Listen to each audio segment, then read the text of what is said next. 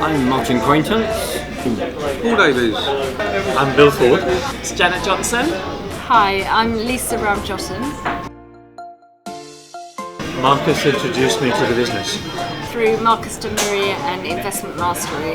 Well, it was this guy called Marcus de Maria from Investment Mastery. I was doing some training with Marcus, and in amongst the many aspects of stock market training, he was also talking about private investing and Intellicone. Yeah, it's at 120. The first one, which I believe was 50p. I think it was around £1.20. Yeah, invested in the second round at £1.20. Could have been 120. I doubled my money.